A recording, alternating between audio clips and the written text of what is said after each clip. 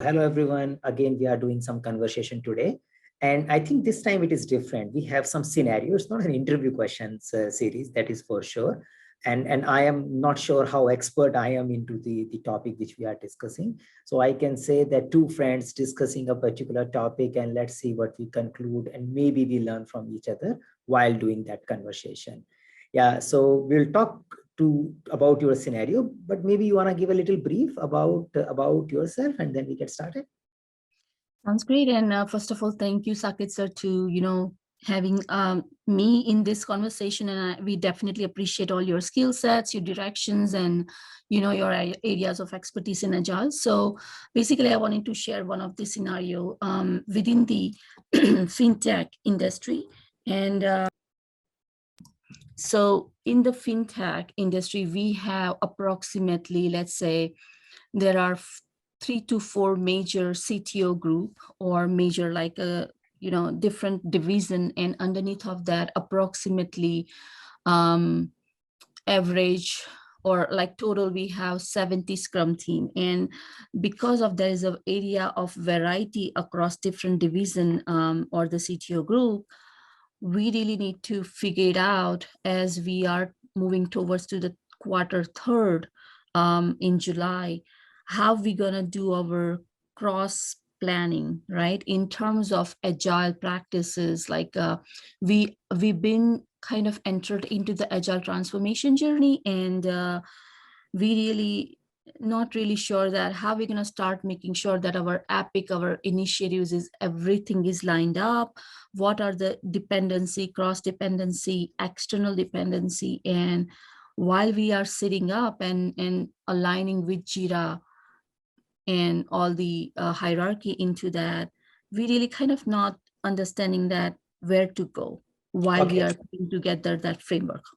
Okay, so what I'm sensing is some amount of scaled implementation of Agile. And I can say that you have, say, 5 groups, and each Mhm. group may have 150 people. You can say 10 to 15 Scrum teams. And Mhm. that's how you have 70 teams. And these 5 groups are focusing on maybe a distinct capability. So maybe a one CTO group, the way you mention it, might be focusing on one area of application development, one type of application development, and other might be focusing on different. Is it right assumption, or Absolutely right. And yeah, but there are a lot of interdependency. Obviously, they are having a different deliverables or feature delivery or product delivery. However, yes, there are one way the other way, they are interdependent. And even let's say we really need to figure it out that how we make sure that we don't stall our sprint when we get to the mode where we actually kicking off our sprint, and then say we realize, oh, you know what, oh, this is supposed to get delivered from this scrum team or this CTO tower, which we already been through that. Like we had to literally put that thing on a hold, and we have to refocus or reprioritize things. Sometimes we completely working in silo, so there are a couple objectives to make sure we do not continue working in silo. We start talking, we start understanding where are those dependency, and yeah. yeah. So got your point. So what typically, and this is how various framework talks about, even a scaled agile talks about. So assuming that you have a 2 groups or a 3 groups, now they Mm-hmm. are expected to plan for their next quarter. So Mm-hmm. they want to give the direction for their teams, say 10 to Mm-hmm. 15 teams, what they should be working on in the Yeah. next 3 months time. So that's the exercise you want to do. Now when you are doing that particular exercise, you also want to make sure that while giving the direction, you may have an interdependency on other teams, and based on those other teams should also consider your requirement, and the vice versa, so that we have an integrated direction, rather than we go ahead and after the first sprint we realize that we made some assumption, it's not working out. Yeah, Mm-hmm. yeah. So the Mm-hmm. generic thing which is usually done, irrespective of a framework, is some amount of preparation. Yeah, so that is needed. Now what would be that preparation? So you can say that there are primarily there are 2 dimension of your, or I would say 3 dimension of your work. One is the Mm-hmm. content, the requirement, the features, you want to go make. The second dimension could be technology, the technology, APIs, platform, all those things you are going to use. And the third could be the dependency management and program management. When what comes, dates and milestones and all. So you have a set of requirements, those need to be delivered on a particular date or are anticipated to get delivered on a particular date. And then there are technical challenges which need to be integrated, and there are requirement dependency which needs to be maintained. And these three aspects of development need to be discussed in advance. So in a simple word, you can say that assuming my two CTO towers are too much interdependent on each other, or maybe three CTO towers are too much interdependent on each other, maybe they need to do some of the selective representative. They need to do some amount of a planning meeting, pre-planning meeting, where they focus on, okay, what are we intending to do in the upcoming 3 months, and how this intention interlinks with each other when it comes to requirement, when it comes to technology, and when it comes to timeline. So some amount of this collaboration is expected to happen. So you may be having the roadmaps and the direction already formed for various CTO groups based on the market requirement. They may already have their things in mind. The only thing which might be missing is how much they can do, because the capacity is not yet clear. That we may only become to know when they start talking to the Scrum teams and development teams. They might not know how they are interdependent on other teams. So some amount of, you can call it backlog refinement meeting, you can call it planning meeting, you can call it pre-planning meeting, has to be done where these groups are associated and they are setting up the goal for upcoming 3-4 months. Yeah. So in a safe context, they call it a pre-PI planning meeting. Again, you don't have to go to the name and the other thing, but some amount of things. So the action item would be one has to identify who are the right participants and when this meeting should happen, because after this meeting, you may want to have some time for a preparation before your planning meeting happens. The CTO specific planning meetings happen. So different, because that group will also do their own planning meeting.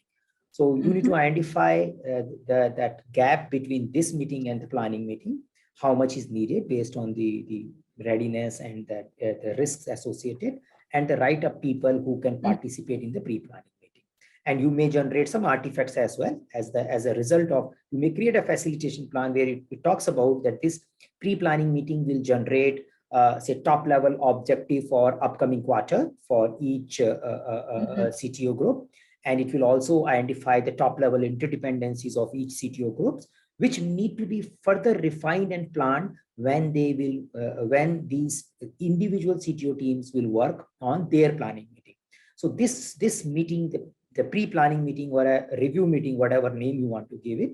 So the pre-planning meeting produces some kind of an artifact, which gives a clear input to your CTO specific meeting. So I think you need to plan that in order to make it a little bit more concrete.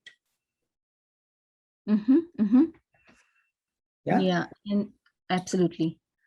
And what are the other key factor needs to be discussed during that is more like, I personally feel that just to make sure that we are pretty much more clear on our book of work, what we are going to be focusing, what could be the value stream level mapping going to be happen within that particular CTO. And then we need to come up with like, it's like more about part of the readiness. I'm sharing that, all that needs to be laid out pretty clear before we go to the cross-functional team, and just give them a bird eye view that, what our quarterly roadmap looks like, what's our key OKRs, or, how our capacity based on our existing, Scrum team.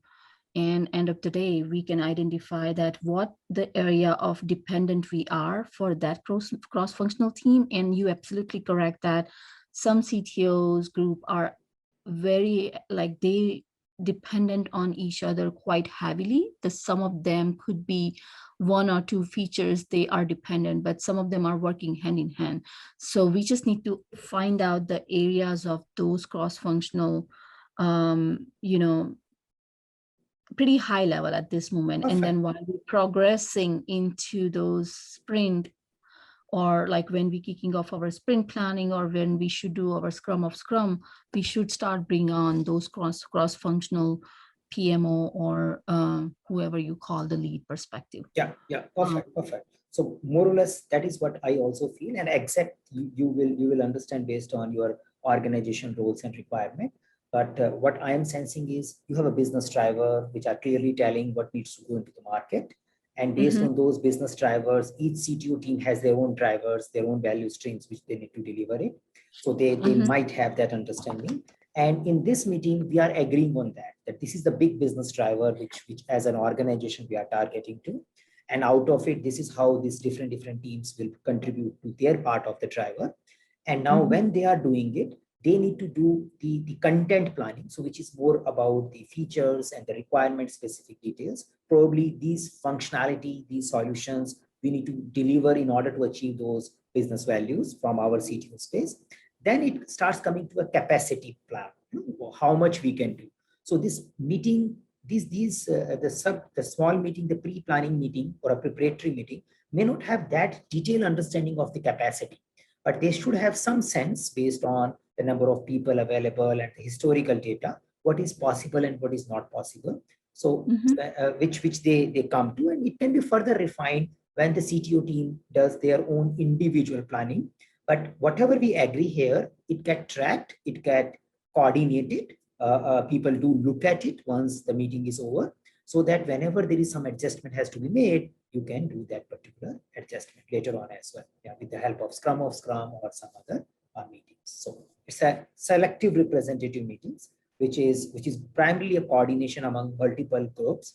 Now, in a multiple space, you may have a individual CTO line meeting also. So they may also do their quarterly planning based on the input which they have received or agreement which they have made in a pre-planning meeting. In that meeting, they can invite the respective cross-functional teams also, and which might involve each cross-functional team doing their own planning for upcoming 3 months, if that is the time cycle you are looking at a top level, so that we know overall how these different cross-functional team is going to operate and deliver things. Because you had a top level meeting where different CTOs were represented, and now you are having individual CTO group meeting where their different agile teams or cross-functional teams are planning how they are going to do the work forward. Now, if you do this meeting, your planning which you have made in a pre-planning stage will become more clear, more strengthened, more concrete. If you don't do this and you directly jump to a sprint planning meeting, then you may face more surprises later on, because these representative may not have that deep understanding of the execution part of the work. So it might be a two-step process where you have representatives meeting first, and then the CTO specific team having the details discussion later, and then you freeze the whole plan. Or freeze is a little word like as if it is not changing, but you kind of have an agreement rather than a freezing. I think agreement on the overall plan for upcoming 3 months, and then you get started. And if something has to be changed or adapted, you do it on a regular basis based on sprint experiences. So just quick question, because I was wondering that we should do first internally CTO planning in terms of clarity, that what we are presenting in that pre-planning with the cross-functional team. So we were making sure that the initial stage part of, again, pre-planning is to get our book of work get very well aligned. Our roadmap needs to turn on in Jira. Our key drivers will well define, or at least, or more like be prepared that what we are presenting in front of them. So that's something we doing first. Then we are going to the then we're going to in front of those cross-functional CTO. And again, just as you said, only few folks like, those tech lead or very key resources who actually, it's not going to be pretty big session, but still covering the key folks who will give their input and feedback. And then I think while talking to you, I'm learning that we should come back and take like whatever we got the message or information from that cross-functional team, we should do another kind of clarity session to make sure that everyone are on same page, Yeah, that's the third thing I'm recommending. Now, the advantage of it is that it takes that particular thing which you have planned in the representative meetings at a team level. So if there are some surprises, if there is a feasibility gap, that can be discovered early, and you can do something about it. Else we are going with an assumption that the representatives who were sitting in that cross CTO meeting were making the decisions which are good enough, and we don't need a second level of validation. But if you see a value in it, that there is a second level of validation is needed, where the different Scrum teams also participate, and they also get a sense of what they are going to do in upcoming 3 months and how they are going to contribute to the overall vision. So now, and if they have any challenge in it, they can give a feedback back, which can be resolved by the CTO group again, and maybe some priority change. If everything goes good, then we start with the execution, and that may work. But if you see that there is a very rare possibility of such kind of events, then you may stop at a second level also. So it's like the CTO team had their own product vision, they shared their product vision with other groups, they had a joint vision, and then they started working. Yeah. So that's the gap. Third step is needed or not needed. Is depend upon the context, but in general, when there are too much variability, and the third step is a good idea in general. In terms of like, do you agree that part of the artifacts readiness, what are the things you would suggest? Like when we go to those planning meeting, what part of the pre-planning meeting or readiness, what should we should bring up to present? Sure. So I personally see these kind of a problem from 3 dimensions. Again, one is the content, the product requirement. Another is the technology, the architecture dependencies, and all those things. And the third is the milestones, timelines, priorities, integration, releases. So it's like a program management thing. So you can say product management, architectural management, and the program management, which is more about focusing on timelines, alignment, and dependency management. So now you can think like these areas. You may have a one more area if that context is there, but in general, maybe someone has a compliance as another area, which may become a distinguished area, but may remain as a part of these 3. So we understand which are the key areas from us, and then we come up with a product artifact related to it. So for example, in the product space, you may want to have an artifact like roadmap. Roadmap is expected to be there, though it's a long-term thing, but it's there. But you may want to have a specific features level list, features with having the acceptance criteria identified, especially when you go to a cross CTO meetings. Each teams or a CTO group level thing may talk about the top level features which they are planning to do in the upcoming space with a clear understanding of their acceptance criteria. You may need to have some technological directions also prepared, which supports those features, which supports the upcoming work. And those things may also need to be shared, because some of the technological decisions may also impact the collaboration between the 2 different teams. So you can say some requirement artifact, some product need artifact. Just for an example, I'm using a word feature here, so you may call something else, but some requirement artifact, and then some technological artifact or an architectural artifact, which talks about that, okay, some agreement on interfaces, some agreement on the infrastructure you are going to use, something like that. And the third is alignment of priorities. So expectation from stakeholders about the release, those kind of information, some market windows where the release can happen.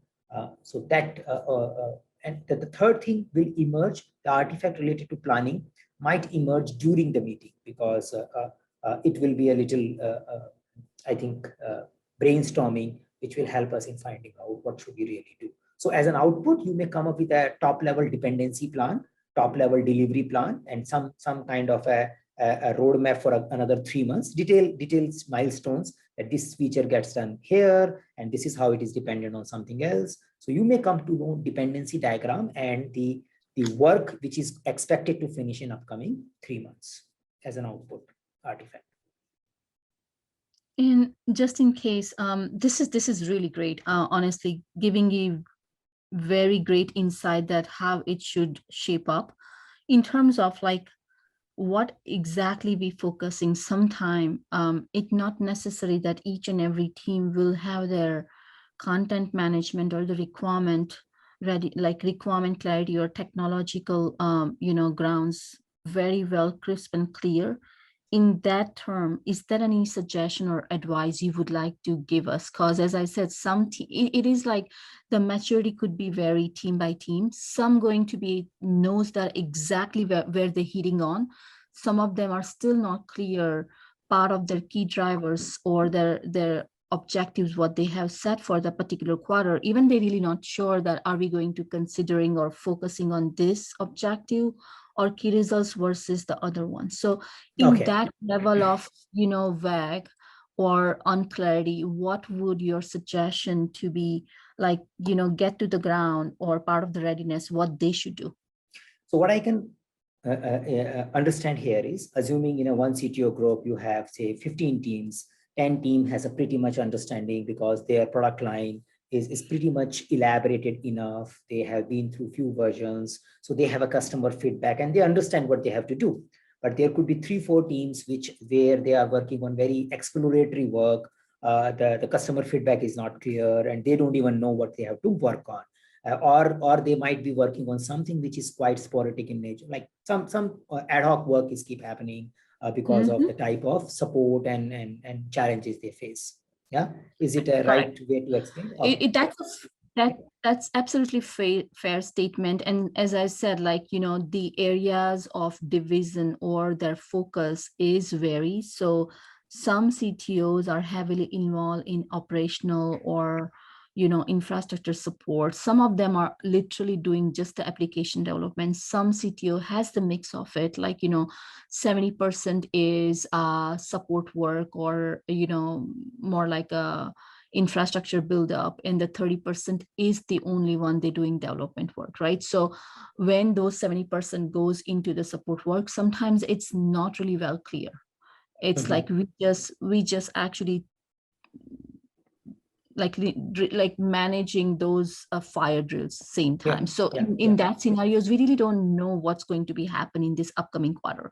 However, they still dependent on the other team that, guys, you need to get ready to deliver us certain things so we can start giving our support continuously without any issue or any blockage. So perfect. And that is where I was talking I was about to come. So these teams where they have little bit unpredictable requirement may have some touch point with the teams where they have a predictable requirement. Yeah. That part has to be clarified well. So because else everybody will become unpredictable.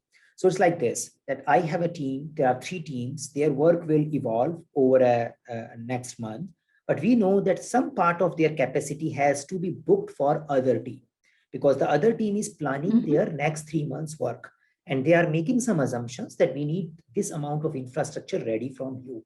The other part of their work might not be planned as of now. So in general, what we can do is such kind of a teams where their work is going to evolve during this planning period, be it a 3 months, 2 months, we can let that capacity open and we can progressively review it as a separate activity, that what is happening there. But the part of their capacity, which is essential to be allocated to the other teams so that they can build on top of it, that need to be planned. So and then they are also clear that some percentage of their capacity is blocked to support the new product development or the direction which we have agreed in the 3 months time. So that much elaboration should be done, that much estimation of capacity can help, and that can resolve a lot of conflicts later on, because if we keep that whole thing open, then it might be a little challenging. And then we can have a transparent meeting where we can say what kind of a work is emerging, what kind of work they are expected to do, and their part of the work may get planned on a monthly level or more frequently level rather than just planning it once in a 3 months. Got it. Yeah, sure. Okay, and maybe they're just gonna come up with some kind of threshold based on what they've been performing or supporting for this many years, right? Like, this is kind of a known thing, and we'll just go with that, what they have as a known factor, and whatever is unknown right now, will just come or address or tackle when we're going to start going through those transparent meeting? Yes, yes. So as a program management team or someone who is doing the program management, they are clear that these teams are committing up to 70% of their capacity for ad hoc work or a vice versa. And then we can see this was the planning, and what really happens also we can see. There could be a situation where their ad hoc works become so important, they end up giving second priority to the planned work.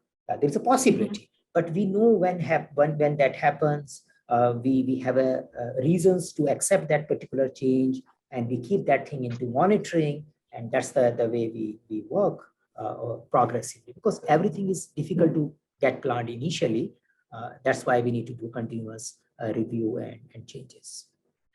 I promise this is going to be almost my last question, that once we're going to start tracking or discovering those dependencies, you did mention that, coming out of those pre-planning or those workshop or quarterly planning workshop, how are we going to, first of all, review those dependency right from Jira? Are you actually suggesting that we should put together a list into a manual list, or should we track it or pull out something from Jira? Because also keep that in mind, in this fintech company, not each and every group or Scrum team having well established their Jira alignment, meaning it's not necessary that every work or book of work is very well defined, hierarchy is like well established. That's not the scenario for, I would say, 60% Scrum team, for example, or maybe just ratio could be vary, but I guess it's like not balanced. What is your suggestion or guideline to the 1A is, how are we going to share that book? You did mention about the content, the 3-dimension, the content architecture and the program management dependency. How are we going to present in that session? And the second part of that, once we're going to present whatever the dependency, how we going to start tracking them? So that's really kind of our, we are kind of lost here, that how we're going to start managing that part. Yeah. So yes, if you can have a homogeneous system which everybody uses and they make it their operational system, then it's easy. So that's anyway is the easy case. So whatever the system it is, most of the system will give you a mechanism to identify relationship between two features or two elements, whatever work you call it, and then you can dig deeper into it. So most of these things are possible. Now, assuming if you have a heterogeneous system and some people are on system A, some people are in system B, then it will take time before you evolve some homogeneous system where you can maintain these interdependency. So at some point in time, you need a tool support, because else it will become little chaotic. It also depends how many of such dependencies are coming. And there could be also a proactive approach to find out how can we reduce these dependencies. So it's like that, can we change some of our architectural style? Can we change our team composition? Can we regroup our CTOs in such a way so that these dependencies goes down? So reducing dependency is the best way of managing dependency. So that should be also the future focus. Sometimes it takes time because people are already comfortable with the way they are working. But over a period of time, we need to reduce the dependencies also.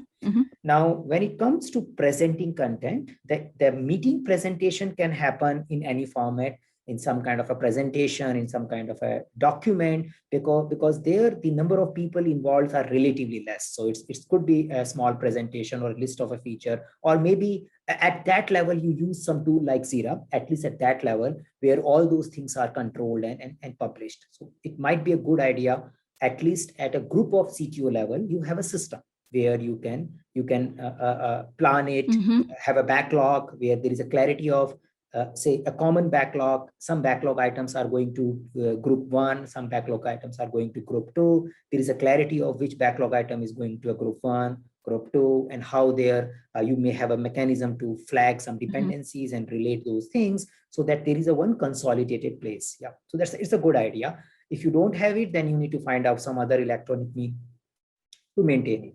Now, when it comes to the team level, Ideally, if you have all team also having access to it, then it's a good. Assuming they don't have it, then you may need to have some stopgap arrangement. But ultimately, with tool, without tool, you need to have some mechanism of meeting. Yeah, so like the word you use, Scrum of Scrum. So there has to be some coordination meeting, which is ensuring that we are keeping eye on how our plan is progressing. So what happened during the sprint planning meeting? How do we coordinate our sprint planning meeting with each other? So assuming we have a 20 teams and we have done something there, if there are some surprises, how they got coordinated to other place, that is needed. And then maybe a weekly we do a Scrum of Scrum meeting, and the person who runs that Scrum of Scrum meeting, you may call him there is someone who is responsible for managing the integration program management work. That person should have some mechanism, a visual mechanism where team can also access it, to ensure to see how the dependencies are getting met and where there are challenges. So it could be a simple 2x2 matrix or something for each dependency, or some kind of a table which can help them to see how things are going, and that person should keep that thing also updated on a weekly basis. So yeah, tool supported by the meetings. Sounds great. Any other advice you would like to add? So if in general, this is certainly giving a great insight. So what I see here is, in general, you do have some amount of, I think, rather than some, good amount of alignment with the scaled agile framework way of working. So the way you are explaining things, which looks like a well-fit scenario for, say, from a very high level, it looks like that. So whatever I was talking about, the framework, like a scaled agile framework, also has these meetings, artifacts, roles. So if you go through it, even if you don't use the framework in the totality, but even, it may give you some ideas to take care of some of the integration, some of the challenges, and some of the alignment issues. So I think the organization should explore a scaled agile framework, kind of a framework. Maybe not, if not 100%, some part of it can add value. Yeah. Absolutely right. I think this is definitely great, and giving us a great vision how to move forward. So I really appreciate. I do, and we'll continue, having this partnership and leveraging your expertise. So thank you, Bansal sir. Sure. Yeah, sure. And in case we need a follow-up discussion, you try it out something, you may study the scaled agile framework, and you want to have similar conversation again, we can do it again. Yeah. Thank you. Yeah, looking forward to, so maybe I can come up with something, and while I'm putting together this framework, if there any question raised, or if I will get stuck where I need some direction from your end, let's have a follow-up part 2 discussion. Looking forward for that. Sure. Okay, thank you. Bye for now. Yeah. Bye. Thanks. Yeah, bye.